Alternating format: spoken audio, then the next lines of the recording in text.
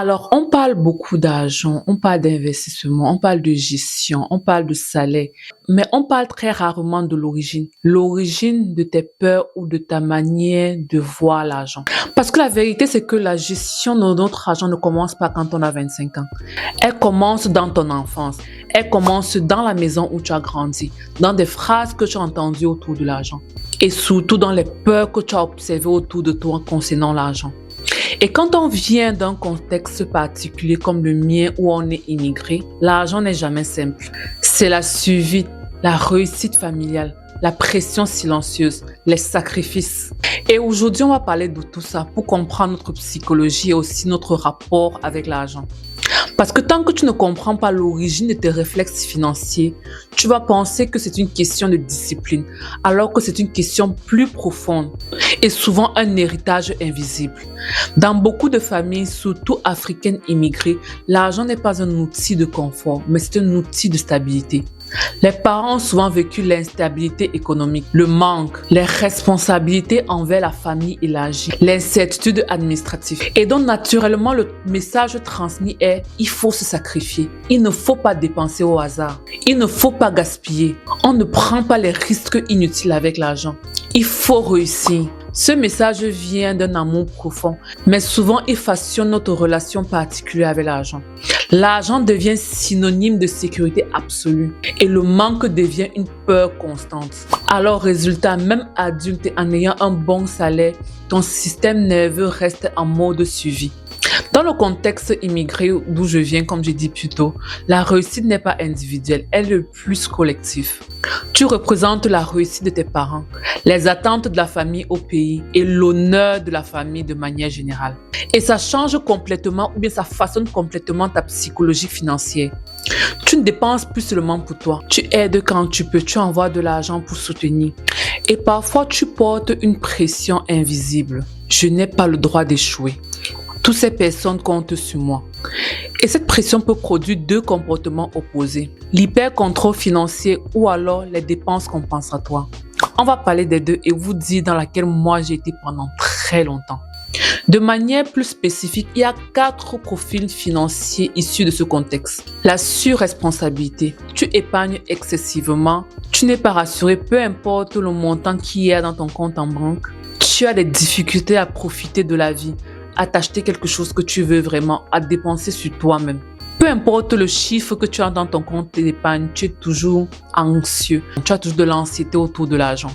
Pourquoi? Parce que tes peurs sont ancrées en toi. Elles sont plus anciennes que le compte en banque que tu as actuellement.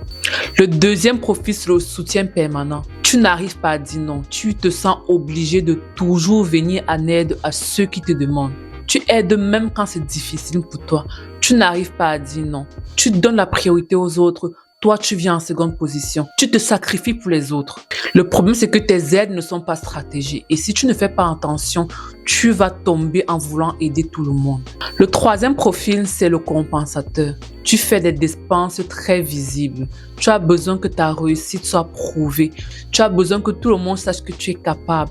Quand on vient d'un environnement où on a manqué, on veut que sa réussite se voie. Le problème, c'est que si l'image dépasse sa structure, le stress revient. Le quatrième profil issu de ce contexte est l'évitant. Tu refuses de connaître tes chiffres. Tu refuses d'analyser tes dépenses, de savoir où ton argent part. Souvent, tu refuses de regarder même combien tu gagnes. Tu refuses de regarder tes comptes en banque. Tu refuses de voir tes dépenses.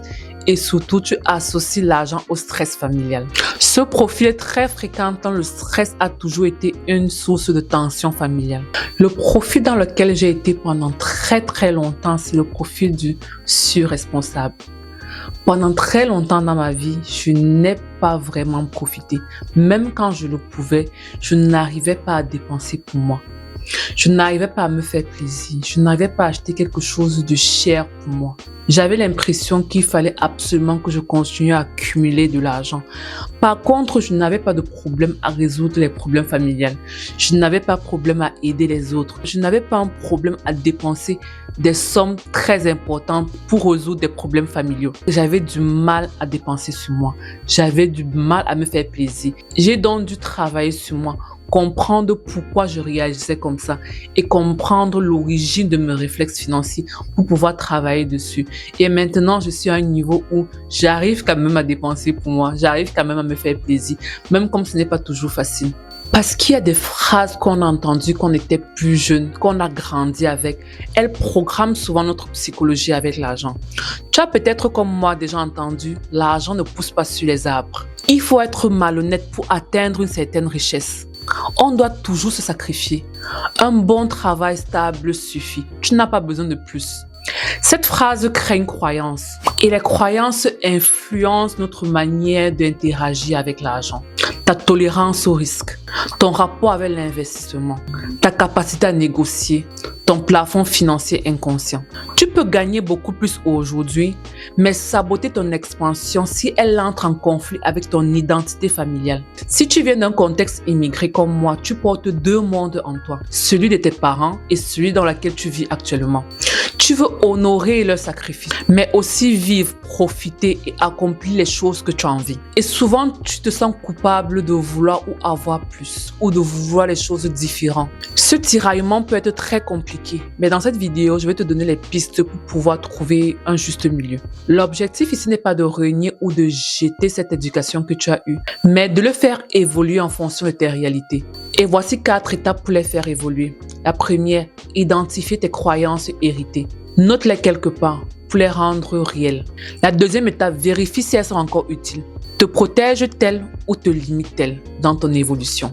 La troisième étape, crée ta propre définition de sécurité. Pas celle d'il y a 1930, mais la tienne aujourd'hui, selon ton environnement et selon ton évolution. La quatrième étape, mettre en place une structure concrète. Budget clair, fonds d'urgence, plan d'investissement. La structure apaise ton système nerveux et tu passes de mode suivi à mode profit.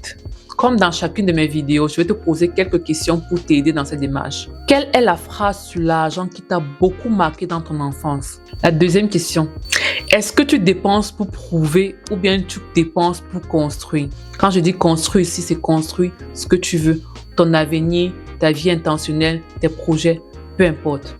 Est-ce que ton aide familiale est structurée ou émotionnelle?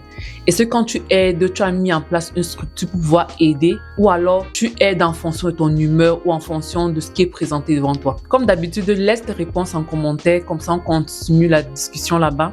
Dans la prochaine vidéo, on va parler de pourquoi tu dépenses davantage quand tu es stressé. C'est tout pour cette vidéo. Merci d'être là, merci de continuer à avoir ces réflexions avec moi et je te dis à la prochaine pour une autre vidéo.